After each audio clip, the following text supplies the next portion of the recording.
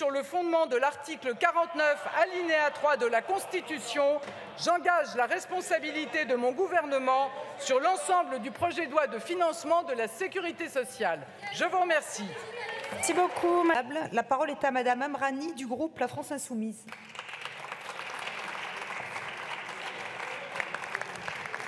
Merci Madame la Présidente, Messieurs, Mesdames les ministres, Madame la rapporteure, chers collègues. Nous achevons aujourd'hui l'examen du budget de la sécurité sociale. Rien n'aura été épargné à notre représentation nationale ces dernières semaines, tant sur la méthode que sur le fond. Sur la méthode, tout d'abord, nous ne pouvons que déplorer le passage en force et l'utilisation systématique du 49.3 par l'exécutif. Vous avez cherché à empêcher le débat et l'expression de l'Assemblée nationale, qui n'est plus, ne vous en déplaise, la chambre d'enregistrement du gouvernement. Sur le fond, hélas, l'exécutif est resté sourd aux appréciations du secteur hospitalier. Monsieur le ministre, chers collègues, quid des moyens nécessaires au bon fonctionnement de nos hôpitaux, des services de pédiatrie, du secteur médico-social? En pleine inflation, à l'heure où nos hôpitaux craquent, vous gravez dans le marbre le fait de limiter les moyens financiers nécessaires à leur bon fonctionnement. Aucune des propositions qui vous ont été soumises par les différents groupes n'a trouvé grâce à vos yeux. En ce sens, comment pouvez-vous encore prétendre vouloir négocier pour légiférer? La seule chose que ce gouvernement nous aura épargné dans ce PLFSS, c'est bien une réforme de l'âge de départ à la retraite que vous gardez bien au chaud pour le mois de janvier. Face à un gouvernement sourd aux aspirations de nos concitoyens et aux revendications du personnel médical, nous n'avons d'autre choix que d'afficher notre opposition à votre politique d'austérité. C'est sans état d'âme que notre groupe La France Insoumise NUPES votera cette motion de rejet. Je vous remercie, Madame Amrani. Les actions sont terminées. Nous allons donc maintenant procéder au scrutin. Je vais donc mettre aux voix la motion de rejet préalable. Je vous prie de bien vouloir regagner vos places. Le scrutin est ouvert.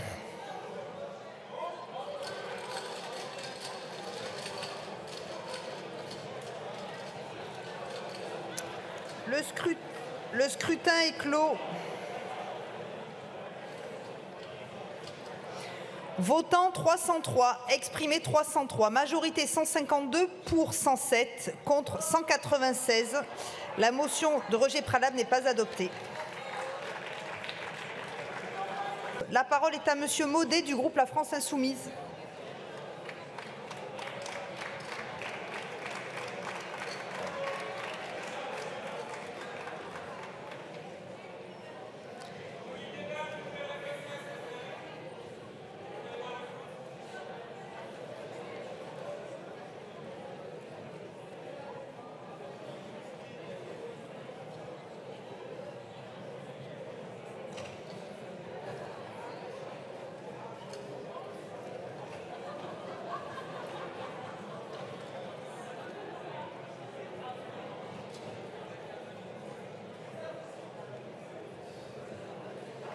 Attendez un peu. Oui, attendez un petit peu.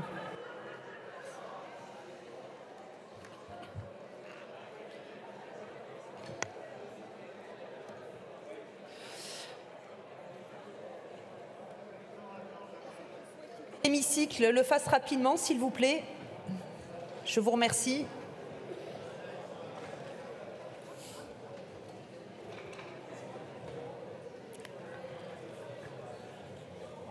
Allez-y, Monsieur Maudet. Madame la Présidente, Madame la Ministre, Madame la Présidente de Commission, Mesdames, Messieurs les rapporteurs, chers collègues. Aujourd'hui, j'aimerais vous raconter une histoire. L'histoire des débats sur notre système de santé que nous n'avons pas eu, l'histoire des débats que nous aurions dû avoir, l'histoire des débats qui vont être écourtés d'un nouveau 49.3. Cette histoire remonte à cet été. À la fin du mois de mai, en pleine campagne législative, Emmanuel Macron confiait à François Braun une mission flash pour sauver nos urgences. Ne le connaissant pas à l'époque, je fais mes petites recherches et découvre la pensée de cet homme et je vous le cite. Un plan Macron pour les urgences s'impose pour que l'hôpital public retrouve sa place en tant que pilier de la République. Ces mots, j'aurais pu les écrire, ces mots, mon groupe, la France Insoumise, aurait pu les écrire. Mais pas si naïf, nous décidons de mener avec nos collègues notre propre enquête sur l'hôpital. 5 jours après l'élection législative, nous partons dans les hôpitaux rencontrer les soignants avec l'opération Allo Ségur et les résultats sont accablants. C'est Stéphane à Limoges qui nous raconte se sentir obligé de s'excuser auprès des patients car il n'a plus jamais le temps d'exercer son travail correctement. C'est Emma à Saint-Louis, infirmière depuis 3 mois, et déjà une des plus anciennes du service. Elle a commencé à consulter un psy et souffre de douleurs au dos. En même temps, François Braun, promu ministre de la Santé, sort les conclusions de sa mission. Pas d'amélioration des conditions de travail, pas de plan de recrutement massif, pas de logique de ratio, mais une fermeture des urgences. Début août, la crise se poursuit tout de même. Pourtant, le ministre refuse de l'affronter et nie complètement. Il n'y a pas de fermeture d'urgence. Je crois qu'il faut arrêter avec ce terme qui est tout le temps utilisé. Il n'y a pas de fermeture, mais il y a un accès régulé. Malchance pour notre cher ministre, le même jour, SAMU Urgences de France, son ancien syndicat, publie une enquête qui explique que 42 établissements ont été contraints de fermer leurs urgences. C'est quand même ballot. L'été insouciant se termine, mais pour les soignants, l'enfer se poursuit. La moitié des professionnels de santé présentent des signes d'épuisement professionnel, 30% souffrent de dépression. À l'AP-HP, on apprend que 2000 postes d'infirmiers sont vacants. Nous apprenons également que 4300 lits d'hospitalisation complète ont été fermés sur 2021. Et durant tout ce temps, le ministre François Braun reste silencieux. Mais c'est Bruno Le Maire, ministre de l'économie, qui vient rallumer le feu. On nous présente la loi de programmation des finances publiques. Alors, je me rue sur la partie santé. 3,5 milliards d'euros d'économies tous les ans à partir de 2024. Ironie de l'histoire, le lendemain, de nouveaux plans blancs dans les hôpitaux. L'été s'éloigne, arrive l'automne, les jours raccourcissent et le ciel s'assombrit. Le budget de la sécurité sociale arrive. Nous publions avec les collègues notre rapport Allo Ségur, 3 mois d'enquête dans plus de 90 établissements de santé. Pour préparer le texte, on travaille nos amendements avec les soignants, les patients, pour des ratios, un bouclier tarifaire, le paiement des heures sup. Mais le 20 octobre, jour de l'étude, c'est la déception. Un premier 49.3 et pas de débat. En parallèle, l'épidémie de bronchiolite explose en Île-de-France et replonge nos hôpitaux dans la crise. Le collectif pédiatrie nous explique, même pendant le Covid, on n'avait jamais ventilé dans les services d'urgence. Aujourd'hui, quand les services d'urgence sont pleins, les enfants sont ventilés dans les couloirs.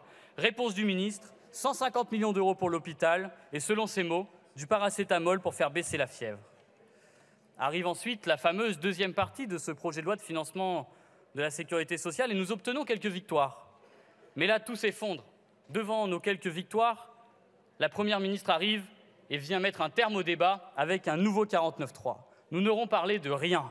Les soignants qui nous ont aidés ne comprennent pas, sont dépités et nous aussi. Le premier poste de dépenses d'argent public aura donc été acté sans débat à l'Assemblée nationale. 2 semaines plus tard, rebelote, Elisabeth Borne nous le dit, nous ne pouvons pas rejouer des débats qui ont déjà été tranchés. Mais de quel débat parle-t-elle? Nous n'en avons pas eu. Et à l'extérieur, les mauvaises nouvelles continuent. Les pédiatres souffrent de plus en plus, alertent sur le tri qu'ils sont obligés de réaliser entre les enfants à l'hôpital. Des enquêtes sont ouvertes à Dijon ou à Saint-Malo pour des décès sur des brancards. Et ce matin encore, ce sont 10 000 soignants qui tentent par une tribune d'interpeller Emmanuel Macron dont ils dénoncent le silence assourdissant. C'est du jamais vu. De mon côté, je terminerai en vous lisant le message que j'ai reçu la semaine dernière d'Emma. Vous savez, Emma, c'est celle dont je vous ai parlé, qui avait mal au dos et qui voyait un psy à Saint-Louis, qui m'écrivait. Je voulais te remercier pour ton discours fait à l'Assemblée, pour parler des soignants et de l'état de l'hôpital public. Ce que tu as évoqué est une bien triste réalité. J'ai le sentiment que nous ne sommes pas entendus. D'ailleurs, notre grève n'a mené à rien. 11 infirmières dans le service sont en arrêt maladie, dont moi. Emma, finalement, nous l'avons rencontrée en même temps que nous avons rencontré François Braun. Et depuis, vous répétez que vous êtes en train d'agir. Depuis, Emma, elle n'a fait que subir. Aujourd'hui, vous vous entêtez dans les économies. Aujourd'hui, Emma est en arrêt maladie. Avec ce budget, vous condamnez notre système de santé et tous les soignants du pays. Merci, Monsieur Maudet.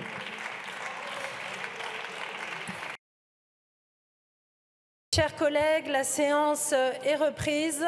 La parole est à Madame la Première ministre.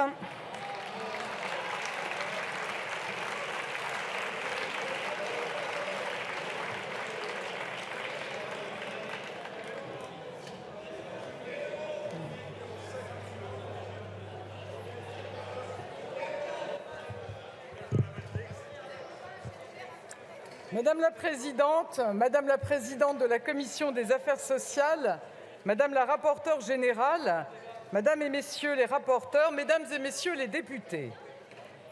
Le 26 septembre, le projet de loi de financement de la sécurité sociale a été déposé.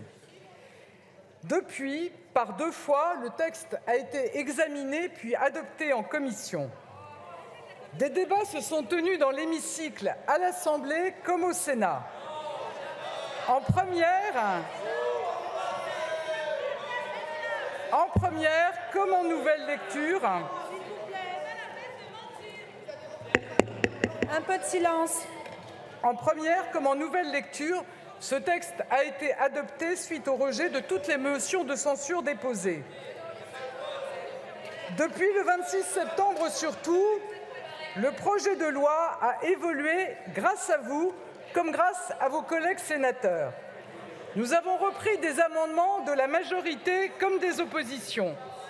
Et à chaque étape, le texte a été enrichi, amélioré. Aujourd'hui, à l'issue de l'examen du texte et à quelques jours du terme du délai constitutionnel, je regrette à nouveau, comme je l'ai déjà fait, que les positions soient restées figées et que malgré les avancées, chaque groupe d'opposition ait réaffirmé sa volonté de s'opposer au projet de loi, quoi qu'il contienne, quel qu'il soit. Je l'ai encore entendu lundi. Or, après le vote d'une motion de rejet au Sénat, le texte n'a pas bougé d'une virgule par rapport à la version qui a été adoptée lundi dernier. Nous devons assurer que notre sécurité sociale dispose des moyens nécessaires pour accomplir sa mission, protéger les Français. Alors, quand l'enjeu est tel, je ne me dérobe pas face à mes responsabilités et avec le gouvernement, avec la majorité, nous ne reculons pas quand il s'agit de protéger.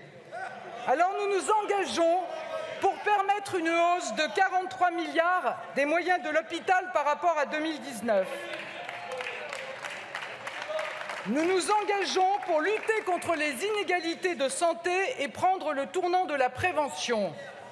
Nous nous engageons pour les personnes âgées avec des heures d'accompagnement supplémentaires et des contrôles renforcés des EHPAD. Nous nous engageons pour les personnes en situation de handicap pour qui nous investissons. Nous nous engageons pour les jeunes femmes qui pourront accéder gratuitement à une contraception d'urgence. Nous nous engageons pour les patientes atteintes de cancer dont les prothèses capillaires seront remboursées. Nous nous engageons pour les mères seules en facilitant la garde d'enfants.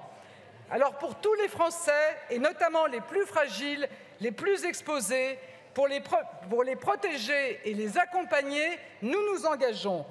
Aussi, sur le fondement de l'article 49, alinéa 3 de la Constitution, j'engage la responsabilité de mon gouvernement sur l'ensemble du projet de loi de financement de la sécurité sociale. Je vous remercie. Merci beaucoup.